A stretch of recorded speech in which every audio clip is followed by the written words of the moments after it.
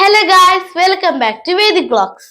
നമ്മുടെ സ്വന്തം ലാലേട്ടന്റെ ഈ ഫോട്ടോയാണ് ഇപ്പോൾ ഇന്റർനെറ്റിൽ തരംഗമായിക്കൊണ്ടിരിക്കുന്നത്.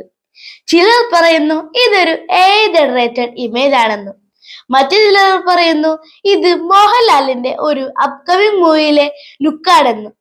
എന്തായാലും മോഹൻലാലിന്റെ താടി വീണ്ടും ഒരു ചർച്ചാ വിഷയമായിരിക്കുകയാണ്. ഒടിയൻ എന്ന ചിത്രത്തിൽ ഒരു ക്ലീൻ ഷേവ് ലുക്കിൽ വന്നതിനു ശേഷം ലാലേട്ടന്റെ ഒട്ടുമിക്ക ചിത്രങ്ങളിലും അദ്ദേഹം താടി വെച്ചാണ് അഭിനയിച്ചത്. അതിനെപ്പറ്റി പലതരം ഊഹാപോഹങ്ങളും പ്രചരിച്ചിരുന്നു. അതിലൊക്കെ എത്രമാത്രം സത്യമുണ്ടെന്ന് നമുക്ക് അറിയില്ല. എന്തായാലും ലാലേട്ടനെ താടിയില്ലാത്ത ആ പഴയ രൂപത്തിൽ കാണാൻ ഒരുപാട് പ്രേക്ഷകർ കാത്തിരിക്കുന്നുണ്ട്. ലാലേട്ടൻ ഇത്ര നാളും താടി വെച്ച് അഭിനയിക്കാൻ എന്താണ് കാരണം? നിങ്ങൾക്ക് എന്താണ് തോന്നുന്നത്? താടി എന്നത് കേരളത്തിൽ ട്രെൻഡിങ് ആയിട്ട് ഇപ്പോൾ 10 വർഷത്തിലേറെയായി. കണ്ടിട്ടില്ലേ നമ്മുടെ ചേട്ടന്മാരെല്ലാം താടി വെച്ച് ചുള്ളന്മാരായി നടക്കുന്നത്? മലയാളികളുടെ താടി മറ്റു സംസ്ഥാനങ്ങളിൽ പോലും ഒരു ചർച്ചാ വിഷയമാണ്. കണ്ടിട്ടില്ലേ ചില വീഡിയോസിൽ അന്യ സംസ്ഥാനത്തെ പെൺകുട്ടികളോട് ചോദിക്കും മലയാളി പയ്യന്മാരെ ഇഷ്ടമാണോ എന്ന്. അപ്പോൾ അവർ പറയും ഇഷ്ടമാണ്. കാരണം എന്താണെന്ന് ചോദിക്കുമ്പോൾ പലരും പറയും അവർക്ക് താടിയുള്ളത് കൊണ്ടാണെന്ന്. ഈയിടെ പ്രശസ്തരായ ഒരു സംവിധായകൻ പറഞ്ഞത് വാർത്തയായിരുന്നു. അദ്ദേഹം ഞാൻ ഗന്ധർവൻ എന്ന മലയാളത്തിലെ എക്കാലത്തെയും സൂപ്പർ ഹിറ്റ് സിനിമ വീണ്ടും റീമേക്ക് ചെയ്യാൻ ആഗ്രഹിക്കുന്നു. എന്നാൽ അദ്ദേഹത്തിന്റെ മുന്നിലുള്ള ഏറ്റവും വലിയ പ്രശ്നം എന്താണെന്ന് വെച്ചാൽ മലയാളികളുടെ മാറിയ സൗന്ദര്യ സങ്കല്പങ്ങൾക്ക് അനുസരിച്ച് താടി വെച്ച ഒരു ഗന്ധർവനെ കണ്ടെത്തുക, അതിന് അനുയോജിച്ച ഒരു അഭിനേതാവിനെ കണ്ടെത്തുക എന്നാണ് അദ്ദേഹം പറഞ്ഞത്. അത്രയധികം താടി ട്രെൻഡിങ് ആയ ഒരു സംസ്ഥാനത്ത് ലാലേട്ടൻ ആ ട്രെൻഡ് ഫോളോ ചെയ്തതായിരിക്കും. അദ്ദേഹത്തിന് ആ താടി വെച്ചുള്ള ലുക്ക് ഇഷ്ടമായിരിക്കും. അതുകൊണ്ടായിരിക്കും അദ്ദേഹം ആ താടി വെച്ചുള്ള ലുക്ക് ഇത്ര നാളും കണ്ടിന്യൂ ചെയ്തത് എന്നാണ് എൻ്റെ അഭിപ്രായം. മറ്റൊന്ന്, അദ്ദേഹം അഭിനയിച്ചു കൊണ്ടിരിക്കുന്ന ചിത്രങ്ങൾ, അതിലൊക്കെ താടി അത്യന്താപേക്ഷിതമായ ഒരു കാര്യമാണ്. ഒന്ന് ലൂസിഫറിന്റെ 2ാം ഭാഗമായ എമ്പുരാൻ, മറ്റൊന്ന് റാം എന്ന സിനിമ. ഈ റാം എന്ന സിനിമ ഏകദേശം 3 പാർട്ടുകളായാണ് പ്ലാൻ ചെയ്തിരിക്കുന്നത്.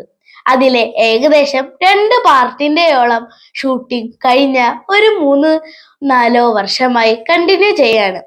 അതോടൊപ്പം ലൂസിഫറിന്റെ 2ാം ഭാഗമായ എമ്പുരാന്റെ ഷൂട്ടിങ്ങും ഏകദേശം 1 വർഷത്തിനും മേലെയായി കണ്ടിന്യൂ ചെയ്യുകയാണ്. ഇതിലൊക്കെ കണ്ടിന്യൂറ്റി എന്നത് ഒരു ഇമ്പോർട്ടൻ്റ് ആയിട്ടുള്ള കാര്യമാണ്.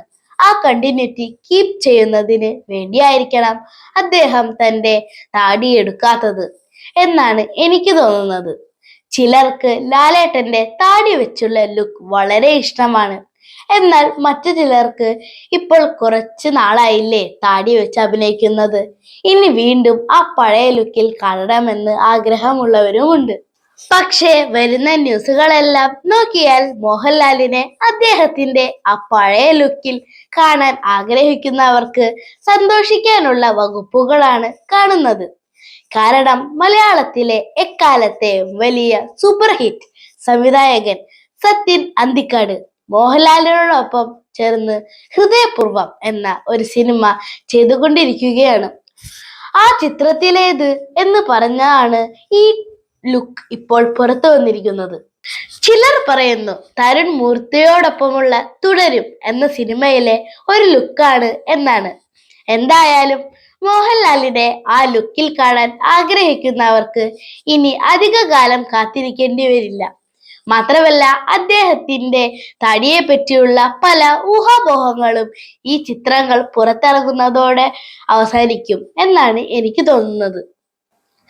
ഈ ഫോട്ടോ ഇന്റർനെറ്റിൽ തരംഗമായതിനു ശേഷം ചിലർ ഉയർത്തുന്ന ഒരു കാര്യം എന്താണെന്ന് വെച്ചാൽ ലാലേട്ടൻ മമ്മൂക്കയും മഹേഷ് നാരായണനുമൊപ്പം ചെയ്യുന്ന ഒരു പുതിയ പടം, അതിന്റെ ഒരു സ്കെഡ്യൂളിന്റെ ഷൂട്ടിംഗ് ഈയിടെ ശ്രീലങ്കയിൽ വെച്ച് കഴിഞ്ഞിരുന്നു.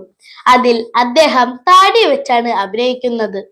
അപ്പോൾ താടി എടുത്തിട്ടുണ്ടെങ്കിൽ ആ ചിത്രത്തിന്റെ കണ്ടിന്യൂറ്റിയെ ബാധിക്കില്ലേ എന്നാണ്. പക്ഷേ മറ്റു ചില ന്യൂസുകൾ പുറത്തു വരുന്നത് ആ ചിത്രത്തിലും ലാലേട്ടന്റെ അടുത്ത ഷെഡ്യൂളിൽ ക്ലീൻ ഷേവ് ലുക്കാണ് എന്നാണ്. ഇനി ഞാൻ നിങ്ങളോട് ഒരു കാര്യം ചോദിക്കാൻ ആഗ്രഹിക്കുന്നത്, മലയാളത്തിൽ ഇപ്പോൾ പല നടന്മാരും താടി വെച്ച് അഭിനയിക്കുന്നുണ്ട്. മമ്മൂക്കയും ലാലേട്ടനും പൃഥ്വിരാജും ഉണ്ണിമുകുന്ദനും ജയസൂര്യയുമെല്ലാം. ഇതിൽ നിങ്ങൾക്ക് ഏറ്റവും ഇഷ്ടപ്പെട്ട നിങ്ങളുടെ ഫേവറേറ്റ് താടി ആരുടേതാണ്? എനിക്ക് ഏറ്റവും ഫേവറേറ്റ് ആയിട്ടുള്ള താടി മറ്റാരുടെയുമല്ല, നമ്മുടെ പ്രിയപ്പെട്ട ഹരിശ്രീ അശോകൻ ചേട്ടന്റെയാണ്. നിങ്ങളുടെ അഭിപ്രായം കമന്റ് ബോക്സിൽ രേഖപ്പെടുത്തുക.